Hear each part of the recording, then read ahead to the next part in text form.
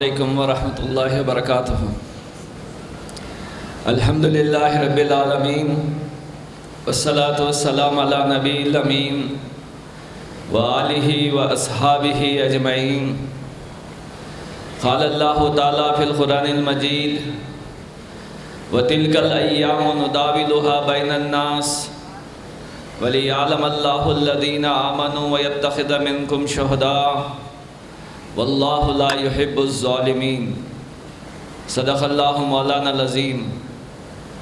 قال نبی صلی اللہ علیہ وسلم ان اللہ لا يزع بالسلطان ما لا يزع بالقرآن، او کما قال علیہ الصلاۃ والسلام رب اشرح لی صدری ویسر لی امری واحلل عقدۃ من لسانی یفقہوا قولی رب یسر ولا تعسر وتمم بالخیر۔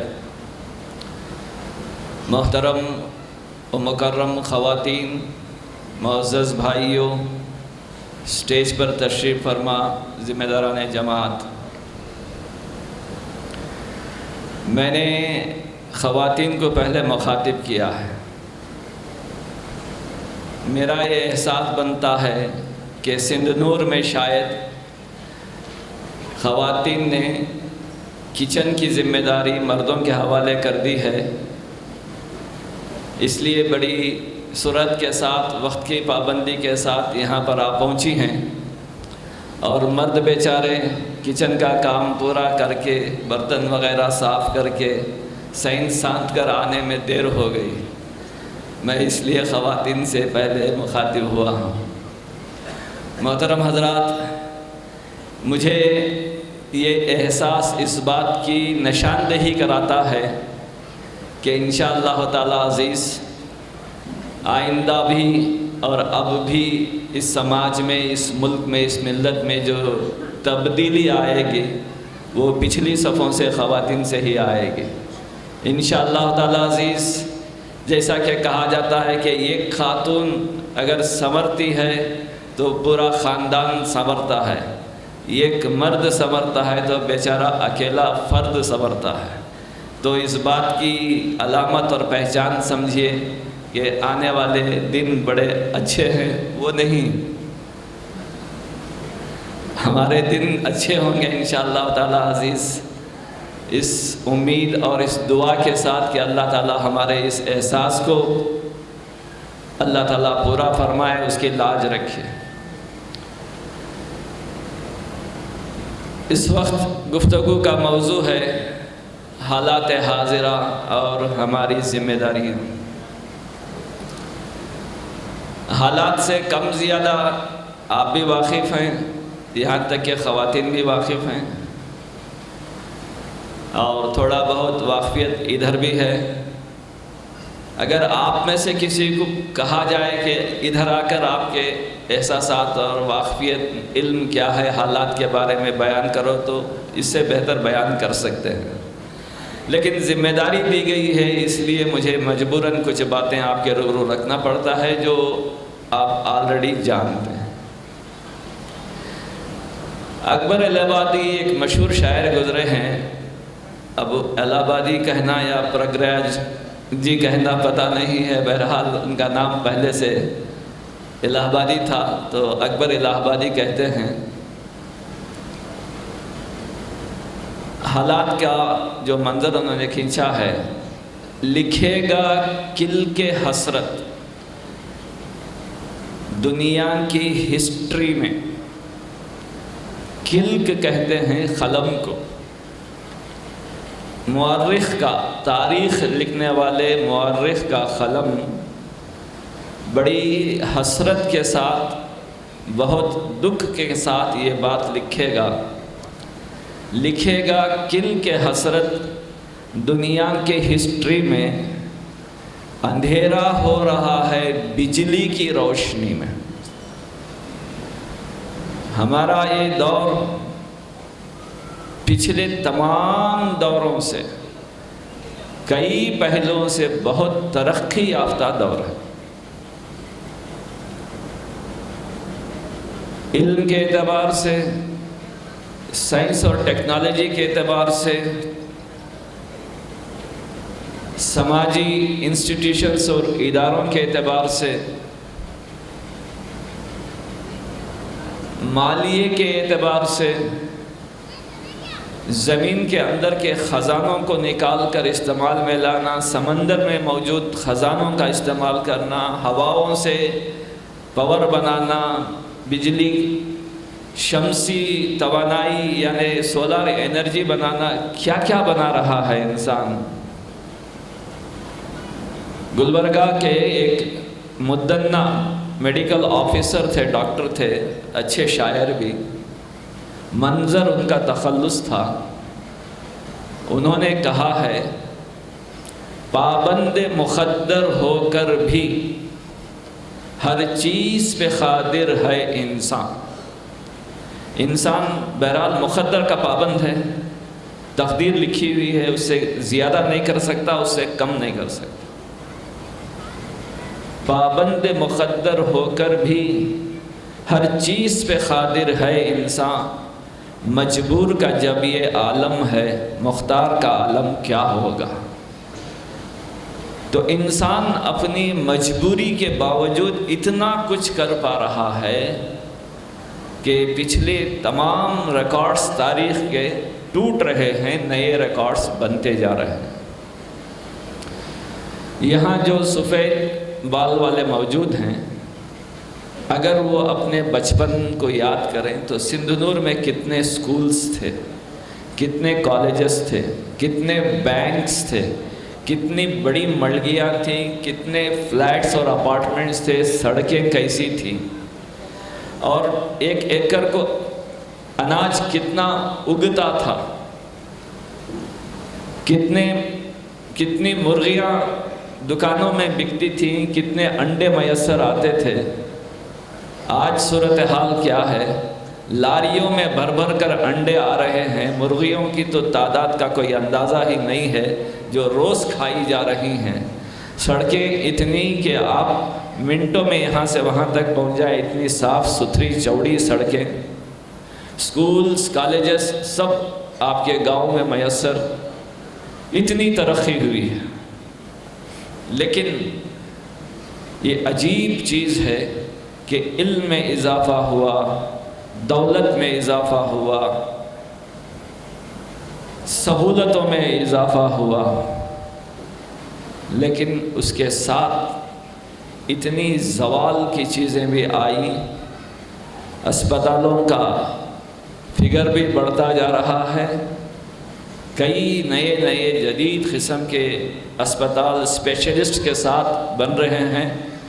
ہمارے غلام مولا صاحب بھی آئے، ان کا بھی غالباً ایک نیا ہاسپٹل وجود میں آیا ہے۔ اللہ تعالیٰ بہرحال برکت عطا فرمائے۔ جتنے ہاسپٹل بن رہے ہیں، امراض میں اضافہ ہو رہا ہے، بیماریوں میں اضافہ ہو رہا ہے۔ جتنے بینکس بن رہے ہیں، بے روزگاری اور غربت میں اضافہ ہو رہا ہے۔ جتنی عدالتیں بن رہی ہیں، بے انصافیوں اور ظلم میں اضافہ ہو رہا ہے۔ جتنی تعلیم گاہیں بن رہی ہیں، جہالت میں اضافہ ہو رہا ہے۔ جتنے لوگ پڑھے لکھے ہوئے ہیں، نکاح اور طلاق ایسے ہو رہے ہیں کہ یا بس 1-2 دن کے لیے نکاح کیا پھر فسخ ہو گیا۔ بیواؤں کی، خلا یافتہ خواتین کی تعداد بڑھ رہی ہے۔ قتل و غارت گری، خون خرابہ، اگر اس کے منظر دیکھیں گے تو ایسا لگتا ہے کہ دل سینوں میں ہے ہی نہیں۔ ابھی رامپور میں ایک ماں اور بیٹی کو ان کی جھونپڑی حکومت کے مطابق غیر قانونی طور پر جگہ پر بنا دی گئی تھی حکومت کی، وہ ہٹانے کے لیے کہا گیا۔ جب وہ کسی وجہ سے نہیں ہٹائی تو ماں اور بیٹی کو، مرد حضرات تو باہر تھے، ماں اور بیٹی گھر میں تھے، جھونپڑی میں جلا دی گئی جھونپڑی۔ ابھی وہ دونوں خواتین پوری طرح جل کر مری بھی نہیں تھی، بلڈوزر لا کر جھونپڑی کو مٹا دیا گیا۔ اس کا حکم دینے والی ایک کلکٹر خاتون، دوسرے دن وہی کلکٹر خاتون ایک تقریب میں رقص کرتی ہوئی نظر آتی ہے کیا دل پتھر ہو گیا؟ ہریانہ میں 2 نوجوانوں کو مار کر پیٹ کر ان کی گاڑی میں ڈال کر، انہی کی گاڑی میں ڈال کر 15 گھنٹے ادھر سے ادھر گھمایا گیا، ادمرے لوگوں کو، پھر انہی کی گاڑی میں کے ساتھ ان کو جلا دیا گیا۔ دل پتھر ہو گئے۔ جن درندوں نے گجرات میں ایک خاندان کی عورتوں کے ساتھ ظلم و زیادتی کی، ان کی عصمت لوٹی، ایک بچی کو 3 سال کی بچی کو پٹخ کر اسی کے روبرو مار دیا گیا، ماں کی عصمت لوٹی، بچی کی عصمت اس کے روبرو لوٹی، اور اس خاندان کے 19 لوگوں کو قتل بھی کر دیا۔ ان لوگوں کو جیل سے رہا کیا گیا یہ کہہ کر کہ یہ اونچی ذات کے ہیں اور بڑے اچھے اخلاق کے ہیں۔ جیل میں انہوں نے بڑے اچھے اخلاق کا مظاہرہ کیا ہے، اس لیے ان کی سزائے عمر قید معاف کی جاتی ہے۔ جب وہ باہر آئے تو پھول کا ہار پہنا کر ان کا استقبال کیا گیا، ان کو مٹھائیاں کھلائی گئیں۔ دل کیا ہو گئے؟ کیا تعلیم یہی سکھائی ہے؟ تہذیب یہی سکھاتی ہے؟ آخر وہ رہا کرنے والے افسران بھی کس احساس اور کس علم اور کس اخلاق کے، ان کو پھول مالا پہنانے والے کس اخلاق اور کس احساس کے؟ یہ ایک صحافی ہیتھرس کا ایک دلت لڑکی کے ساتھ جو بلاತ್ಕಾರ ہوا، اسے جلا دیا گیا، راتوں رات اس کی مٹی پلیت کر دی گئی، اس کے گھر والوں کو شریک ہونے کا موقع نہیں دیا گیا۔ اس واقعے کی جانچ پڑتال کے لیے ایک کیرلا کا صحافی دلی سے نکلتا ہے، راستے میں اسے روک کر جیل میں ڈال دیا جاتا ہے 2.5 سال تک۔ وہی ایک صحافی جس کی مینجمنٹ کمپنی کا ایک فرد خودکشی کر لیتا ہے، اس کی دھوکہ دہی کی وجہ سے اس کے خلاف FIR ہوتا ہے، اسے اریسٹ کے لیا جاتا ہے، 24 گھنٹے کے اندر سپریم کورٹ اسے رہائی کا حکم دیتا ہے۔ عدالتوں سے کیا انصاف کی توقع ہے؟ ہیتھرس کی جو صورتحال بنی تھی، کل نہیں پرسوں ججمنٹ آیا، 6 لوگوں کے خلاف کارروائی ہوئی تھی جن کو جیل میں ڈالا گیا، ایک آدمی کو چھوڑ کر باقی کے 5 کو رہا کر دیا گیا۔ اس گھر والوں نے جو انٹرویو دیا ہے ان کا درد دیکھیے۔ یہ عدالتیں جن کا اضافہ ہو رہا ہے، یہ یونیورسٹیاں جو روز بن رہی ہیں، یہ دنیا کی ترقی ہے یا دنیا تنزل کی طرف جا رہی ہے؟ یہ بڑے بڑے جرائم ہیں جو سب کو معلوم ہے، لیکن اخلاقی اعتبار سے جو اس وقت برائیاں پنپ رہی ہیں، بڑھ رہی ہیں، پھیل رہی ہیں، حیرانی ہوتی ہے کہ کیا تعلیم ہو رہی ہے۔ بنگلور میں چند اسکولوں میں، ہائی اسکول کی بات بتا رہا ہوں، بچے موبائل ساتھ لانے کا ایک مزاج بن گیا تھا، بچوں کو منع کیا گیا تھا موبائل ساتھ لانے سے۔ اچانک ایک مرتبہ ایجوکیشن ڈپارٹمنٹ والے ان کے بیگ چیک کرتے ہیں کہ کہیں موبائل چھپا کر نہ لائیں۔ ان کو حیرانی ہوتی ہے، پریشان ہو جاتے ہیں کہ موبائل تو نہیں نکلے، کسی ایک آدھ کے موبائل نکلے، لیکن 8ویں اور 9ویں جماعت کے بچوں کے اسکول کے بیگ سے کانڈومز نکلے۔ کس چیز کی طرف دنیا جا رہی ہے؟ یہ کیا تعلیم ہے، کیا نظام ہے، کیا اخلاقیات ہیں، کیا اس سے انسانیت کا بھلا ہو رہا ہے؟ کورونا کے دوران، لاک ڈاؤن کے دوران جو مزدور 700 کلومیٹر پیدل سفر کر کے گھروں تک پہنچے، راستوں میں کئی کا انتقال ہو گیا، ان کی جو ببتا ہے اس کو کوئی انصاف پسند مورخ صحافی اگر لکھے گا تو آنے والی نسلیں اس حکومت پر، اس وقت کے لوگوں پر جو اس وقت موجود تھے، تھوکیں گے۔ اتنی ترقی یافتہ معیشت میں اس ملک میں ہزاروں کی تعداد میں مزدوروں کا یہ حشر ہوا، تم دیکھتے رہے۔ اور عجیب اتفاق، اسی اثنا میں ایک صاحب کی دولت لاکھوں کروڑوں میں ترقی کرتی جا رہی ہے۔ یہ الگ بات کہ اب دھڑام سے گر رہے ہیں وہ، یہ ترقی ہے، معیشت کی ترقی ہے، علم کی ترقی ہے۔ کس چیز کی طرف ہم جا رہے ہیں؟ ڈرگس، شراب اور جن برائیوں کا نقشہ ابھی مولانا سید عبدالحسیب صاحب نے حضور صلی اللہ علیہ وسلم کی بعثت سے پہلے کا عرب کا نقشہ کھینچا ہے۔ لڑکیوں کو زندہ دفن کرنے کی بات آپ نے کہی، آج چند دن پہلے رپورٹ آئی ہے سالانہ 5 لاکھ بچیوں کے ابارشنز ہو جاتے ہیں ایک ریاست۔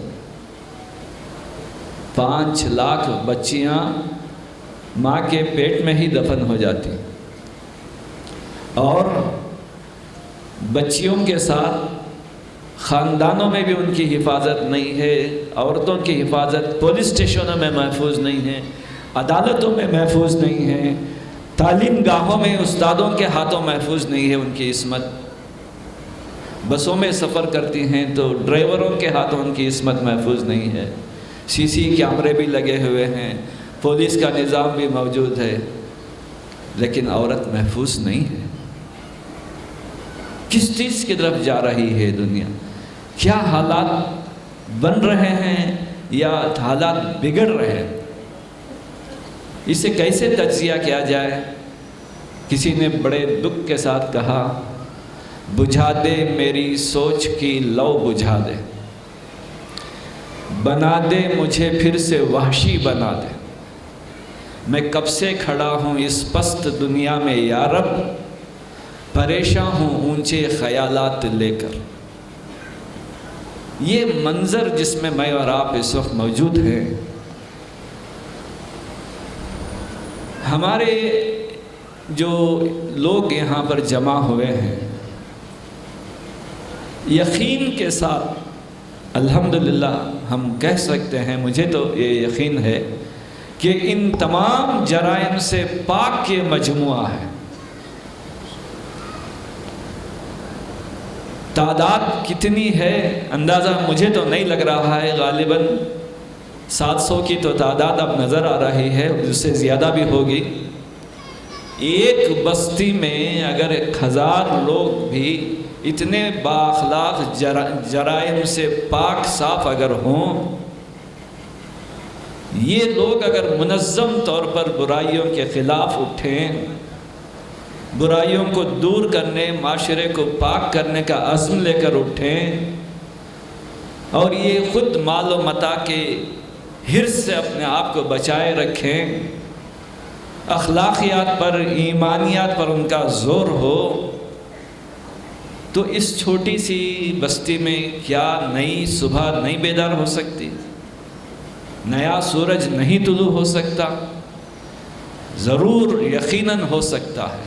دنیا میں ایسے ہی ہوا ہے، تاریخ ایسے ہی بنتی ہے۔ اللہ نے کہا کہ وَتِلْكَ الْأَيَّامُ نُدَاوِلُهَا بَيْنَ النَّاسِ وَلِيَعْلَمَ اللَّهُ الَّذِينَ آمَنُوا وَيَتَّخِذَ مِنكُمْ شُهَدَاءَ وَاللَّهُ لَا يُحِبُّ الظَّالِمِينَ۔ ہم یہ زمانے کے اتار چڑھاؤ لوگوں کے درمیان گردش دیتے رہتے ہیں تاکہ ہم دیکھیں کہ تم میں کون ہے جو اللہ کے کلمے کی شہادت دیتا، گواہ بن کر کھڑا ہوتا، حق کا گواہ، سچائی کا گواہ، انصاف کا علمبردار، ظلم کے خلاف، برائیوں کے خلاف، ظلمتوں کے خلاف کون کھڑا ہو سکتا ہے؟ نبی صلی اللہ علیہ وسلم نے فرمایا، ان اللہ لیضع بالسلطان ما لا یضع بالقرآن۔ اللہ رب العزت بعض چیزوں کا سد باب، ان کا ازالہ، ان کو دور اور ان کو دفع حکومت کی طاقت سے کر دیتے ہیں، جن کا دفع قرآن سے نہیں کرتے۔ جن برائیوں کو قرآن سے نہیں مٹاتے، اللہ رب العزت حکومت کے اقتدار سے ان برائیوں کو دور کر دیتا ہے۔ کس بات کی طرف ہے یہ اشارہ؟ ہجرت مدینے کو ہونے والی ہے چند دن باقی ہیں، اللہ نے خود نبی پاک کو یہ دعا سکھائی، وَقُلْ رَبِّ أَدْخِلْنِي مُدْخَلَ صِدْقٍ وَأَخْرِجْنِي مُخْرَجَ صِدْقٍ وَاجْعَلْ لِي مِن لَّدُنْكَ سُلْطَانًا نَصِيرًا۔ اے نبی صلی اللہ علیہ وسلم، آپ یوں دعا کیجئے، اے پروردگار مجھے تو جہاں سے بھی نکال عزت و آبرو کے ساتھ، اور جہاں بھی داخل کر عزت و آبرو کے ساتھ، وقت کے اقتدار کو میری پشت پناہی میں رکھ دے، یا اقتدار میرے حوالے کر۔ دعا کی یہ دونوں معنی مفسرین نے بیان کیے ہیں۔ اس کی تشریح میں یہ بات لکھی گئی ہے، حدیث، ان اللہ لا یضع بالسلطان ما لا یضع بالقرآن۔ اللہ تعالیٰ بعض چیزوں کا سد باب، ان کا ازالہ، ان کو دفع کر دیتا ہے حکومت کی طاقت سے، جو برائیاں قرآن سے دور نہیں کرتے۔ اس کا ہلکا سا ایک نقشہ فیفا ورلڈ کپ جو قطر میں ہوا، وہ آپ اپنے آنکھوں میں تازہ کیجئے، یادداشت میں لائیے۔ 30 دن دنیا بھر کے لوگ شائقین فٹ بال دیکھنے کے لیے وہاں پر جمع ہوئے۔ کھلاڑیوں کو جو دیگر مقامات پر ورلڈ کپس ہوئے تھے، ان کی آسائش اور آرائش کے لیے کیا کیا چیزیں مہیا ہوتی تھیں، جو وہاں پر مہیا نہیں کی گئیں، اس لیے کہ حکومت وقت نے یہ طے کیا کہ 28-30 دن کے لیے ہم اپنے عقیدے اور اصولوں سے دستبردار نہیں ہو سکتے، ہم ہمارے اصولوں کے مطابق، ہماری تہذیب کے مطابق اس پورے ایونٹ کو چلائیں گے۔ نہ وہاں پر شراب، نہ وہاں پر عورت، نہ وہاں پر کسی اور قسم کی نشہ آور چیزوں کو فراہم کیا جائے گا۔ یہ کھلاڑی نے بڑے طنز کے ساتھ منظر کشی کی ہے کہ رات میں اکیلا ہی ایک بستر پر کروٹیں لیتا رہتا ہوں یہاں۔ کیا مطلب؟ کوئی سنگاتی فراہم نہیں ہوئی ہے۔ پوری دنیا میں مختلف انداز سے اس کا تاثر لیا گیا، کہنے والے برا بھلا بھی کہے، قدر کی نگاہوں سے دیکھنے والے بھی دیکھے۔ جو عورتیں باہر ملکوں سے وہاں پر گئی تھی، انہوں نے لکھا ہے، اتنا سکون ہمیں یہاں میسر آ رہا ہے، رات میں بھی ہم ٹیکسی میں اپنے ہوٹل کو یا کہیں اور جا سکتی ہیں اکیلی، کوئی پریشانی نہیں ہے۔ سچی بات تو یہ ہے کہ ہمارے وطن سے زیادہ ہمیں یہاں پر عزت اور سکون میسر آ رہا۔ پورے 30 دن میں کرائم ریکارڈ پولیس اسٹیشنوں میں 0 نکلا ہے، کہیں بھی کوئی کرائم کا ایک کمپلینٹ نہیں آیا۔ کیا بات تھی؟ حکومت نے طے کیا تھا کہ کسی قسم کی برائی یہاں پر اندر آنے نہیں دی جائے گی، پہلے سے بھی نہیں تھی۔ باہر سے آنے والے لوگوں کو بھی اجازت نہیں تھی کہ وہ خباثتیں جو ان کے پاس ہیں وہ یہاں لائیں۔ ان اللہ لا یضع بالسلطان ما لا یضع بالقرآن۔ حکومت وقت اگر اچھے لوگوں کے ہاتھ میں ہے، با اخلاق لوگ ہیں، با کردار لوگ ہیں، تو کیسے آنن فانن برائیاں پتلی گلیوں سے نکل جاتی ہیں، ان کو سر اٹھا کر جینے کی کہیں مہلت نہیں ملے گی۔ نبی صلی اللہ علیہ وسلم، آپ ابھی مولانا عبدالحسیب صاحب کے ذریعے وہ پورا منظر سن رہے تھے، تنہا تھے، آپ کے الفاظ میں مائکروسکوپک مائنارٹی پورے عرب میں اکیلے۔ اس کے بعد قافلہ بڑھتا گیا، ظلم کی چکیوں سے پس کر حبشہ بھی گئے، مدینہ بھی گئے، حالات جو بدلے، ایک وقت وہ آ گیا، قُلْ جَاءَ الْحَقُّ وَزَاقَ الْبَاطِلُ إِنَّ الْبَاطِلَ كَانَ زَهُوقًا، یہ کہتے ہوئے پورے کعبہ کو پاک کیا گیا، اور وقت آیا، صنعاء سے حضر موت تک مسافر تنہا سفر کرتا تھا کسی لٹیرے لفنگے لچے کا کوئی خوف نہیں تھا۔ اور جو لوگ عورتوں لڑکیوں کو زندہ دفن کرنے والے تھے وہ لڑکیوں کی عورتوں کی حفاظت میں اپنے آپ کو ایک دوسرے کے ساتھ مقابلہ کرنے میں لگ گئے تھے۔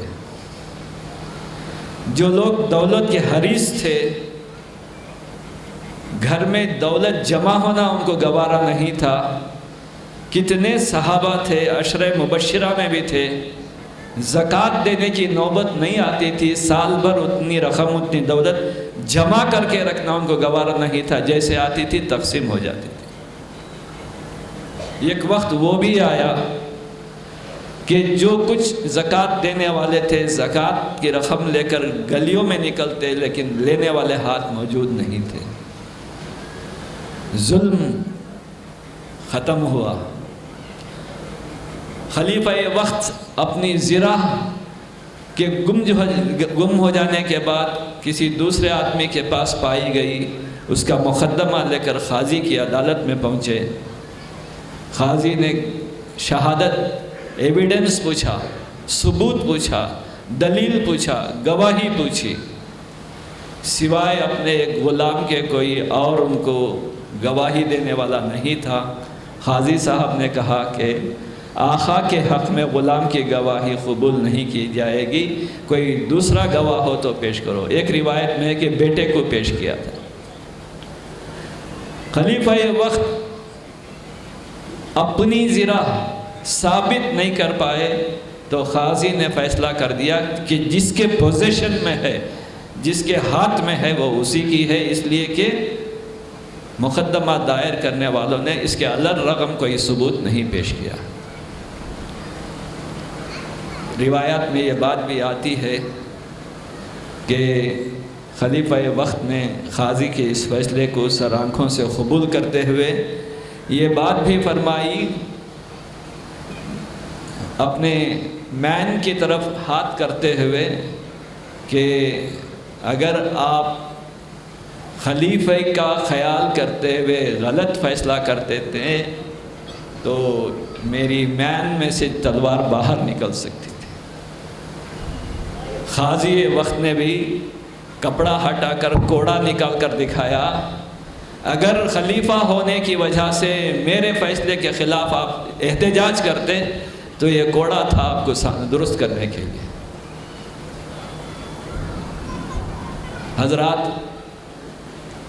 وہی دور جہالتوں کا، ظلمتوں کا، شراب کا، کباب کا، زنا کا، عورتوں کو زندہ دفن کر دینے کا، مال و متاع کے حرص کا پلٹا لوگوں کے ذریعے سے، ہم جیسے گوشت پوشت کے لوگوں کے ذریعے سے، تو انصاف کی نئی تاریخ رقم ہوئی، ترقی کی نئی تاریخ رقم ہوئی، برابری کی نئی تاریخ رقم ہوئی، عزتوں، عورتوں کی عزت و احترام کے نئے چاپٹر لکھے گئے۔ آج وہی امت ہے، اس نبی کے نام پر جیسے ہی نبی کا نام لیا جاتا ہے کم سے کم صلی اللہ علیہ وسلم کہتی ہے۔ درود تو بعض لوگ پورا پڑھتے ہیں، بعض لوگ بار بار درود پڑھنے کے بجائے اجازت دی گئی ہے تو صلی اللہ علیہ وسلم کہتے ہیں۔ اگر ہم ایسے ہی خاموش رہیں، مصیبتوں کا شکار، اس پر تبصرے کرتے ہوئے، اس پر افسوس جتاتے ہوئے، اس پر یہاں سے اسٹیج سے تقریریں ہوتے ہوئے اور آپ تقریر سنتے ہوئے اس کے بعد کھانا کھا کر چلے جانے والے اگر ہو گئے تو بھلا بتائیے کہ تبدیلیاں کیسے آئیں؟ کیا ہم پر یہ ذمہ داری نہیں ہے؟ وَيَتَّخِذَ مِنْكُمْ شُهَدَاءَ، اللہ نے کہا کہ یہ دنوں اور رات وَتِلْكَ الْأَيَّامُ نُدَاوِلُهَا بَيْنَ النَّاسِ وَلِيَعْلَمَ اللَّهُ الَّذِينَ آمَنُوا وَيَتَّخِذَ مِنْكُمْ شُهَدَاءَ۔ زمانے کی یہ اتار چڑھاؤ ہم گردش دیتے رہتے ہیں تاکہ ہم دیکھیں کہ کون ہمارے اس کلمے کی شہادت لے کر کھڑا ہوتا ہے، کون اس حق کی شہادت لے کر کھڑا ہوتا ہے۔